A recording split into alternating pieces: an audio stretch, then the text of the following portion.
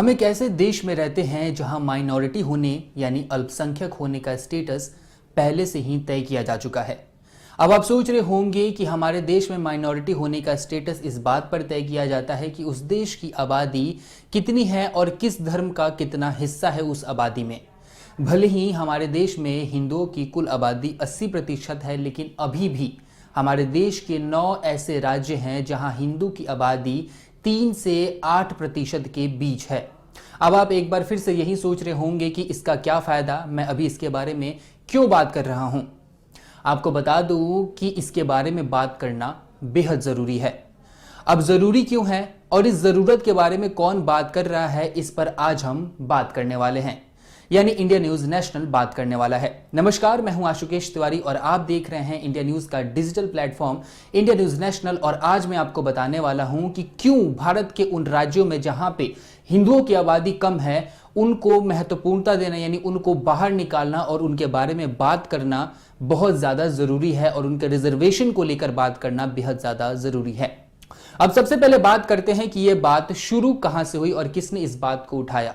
बात शुरू हुई तब जब बीजेपी नेता और एडवोकेट अश्विनी कुमार उपाध्याय ने सुप्रीम कोर्ट में हिंदुओं को 9 राज्यों में अल्पसंख्यक घोषित करने की मांग की।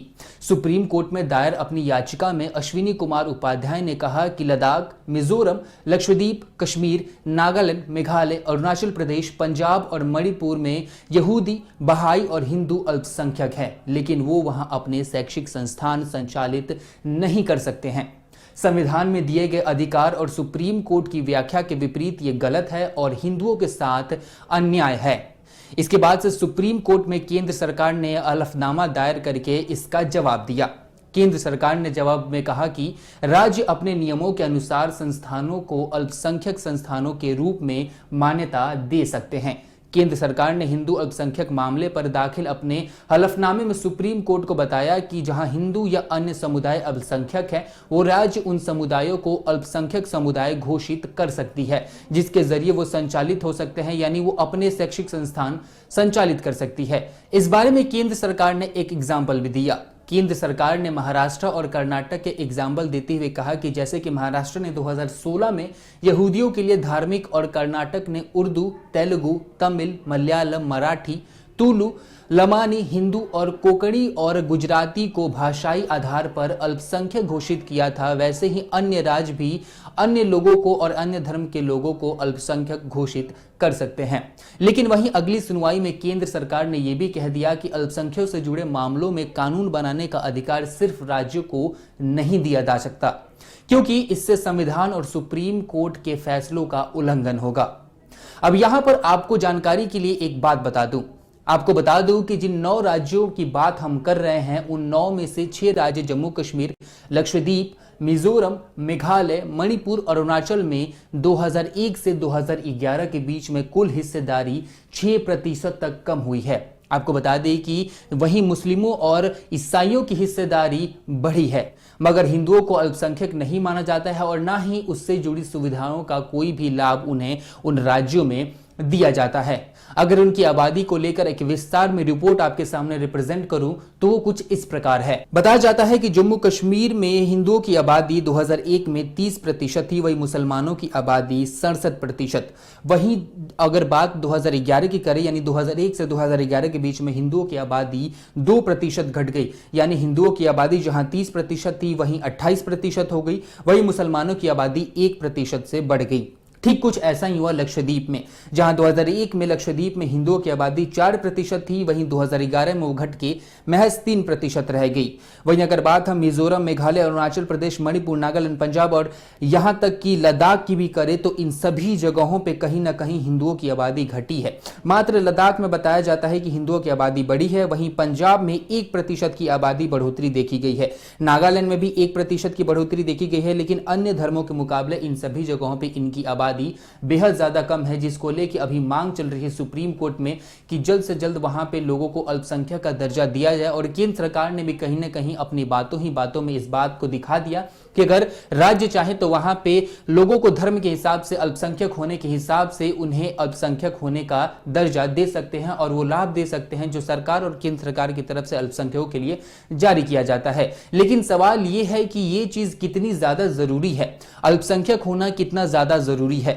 अगर उदाहरण देकर बताऊं तो 2007-2008 में अल्पसंख्यकों के लिए 20,000 छात्रवृत्तियां निकली थी, जिसमें से कश्मीर को 753 सीटें मिली थी। इनमें से जो 717 सीटें थी वो मुसलमानों को दे दी गई, जबकि वहीं पे बहुसंख्यक मुसलमान हैं और हिंदुओं को उनमें से सीटें बहुत ही कम मिली, जबकि उनको वहां पे ज्यादा दिया जाना था। अगर और भी एग्जांपल्स देके बात करें तो ऐसे बहुत से एग्जांपल्स नौकरियों में, स्वास्थ्य सेवाओं में और भी अलग अलग जगहों पर लागू होते हैं, जैसे कि अलग अलग गवर्नमेंट्स की स्कीम्स। अगर ये भी राज्य हिंदुओं को अल्पसंख्यक घोषित कर देते हैं तो वहां के लोगों को अपने पसंद से शैक्षिक संस्थान की स्थापना और संचालन किया जा सकता है और वो उसमें बहुत ही अच्छे से पढ़ाई लिखाई कर सकते हैं। घर, रोजगार, पुनर्वास, कर्ज, बच्चों व गर्भवती महिलाओं से जुड़ी योजनाओं का भी लाभ उनको उन राज्यों में मिल सकता है, जो कि अभी तक नहीं मिल पा रहा था। ये बातें बहुत ज्यादा जरूरी थी आज बात करना, इसलिए भी क्योंकि हमारे देश में लोगों को लगता है कि हिंदुओं की आबादी 80% है तो उनको बहुत कुछ मिलता है, लेकिन यह बेहद गलत है क्योंकि 9 राज्य ऐसे भी हैं जिनमें से कुछ केंद्र शासित प्रदेश भी हैं जहां पे हिंदुओं की आबादी बेहद कम है और वहां पे उनको एक अल्पसंख्यक होने का दर्जा देना बेहद ज्यादा जरूरी है। और क्यों जरूरी है ये बात हमने जम्मू कश्मीर के एग्जाम्पल से समझ ली और ये बात हमने केंद्र सरकार के भी जवाब से समझ ली जो उन्होंने अपने हलफनामे में दिया था। हालांकि सुप्रीम कोर्ट में इस मामले पर सुनवाई अभी भी चल रही है। पिछले 10 तारीख को यानी 10 मई को इस पर सुनवाई हुई थी, उसके पहले मार्च के 29 तारीख को इसकी सुनवाई हुई थी। उस सुनवाई में सुप्रीम कोर्ट ने इसकी जो सुनवाई है उसको 6 से 7 हफ्ते टाल दिया था। जब अगली सुनवाई हुई तब सुप्रीम कोर्ट ने एक बार फिर से अगले डेट दी हुई है। अब देखने वाली बात यह होगी कि सुप्रीम कोर्ट का इसके ऊपर क्या फैसला आता है और सरकार यानी केंद्र सरकार इसके ऊपर क्या स्टेप लेती है। क्या एक अलग से कानून बनाया जाएगा इसको लेके जो कि अलग अलग राज्यों को बताया जाएगा कि हां आप अब अपने हिसाब से अल्पसंख्यक तय कर सकते हैं, जैसा कि हमारा संविधान हर एक राज्य को इजाजत देता है।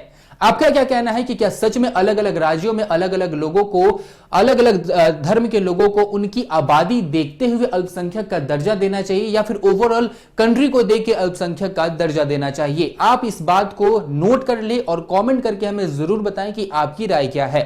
अगर ऐसे ही इंफॉर्मेटिव और एक्सप्लेन्ड वीडियोस देखना चाहते हैं तो हमारा चैनल इंडिया न्यूज नेशनल जरूर सब्सक्राइब करें, क्योंकि हम हर एक टॉपिक को बहुत ही अच्छे से एक्सप्लेन करते हैं और आप तक बखूबी पहुंचाते हैं। धन्यवाद। अगर आपको हमारा ये वीडियो पसंद आया हो तो वीडियो को लाइक करें और चैनल को सब्सक्राइब करें और हाँ, बेल आइकन को दबाना ना भूलें ताकि आप तक वीडियो का नोटिफिकेशन पहुंचता रहे। देश और दुनिया की तमाम खबरों के लिए देखते रहिए इंडिया न्यूज नेशनल।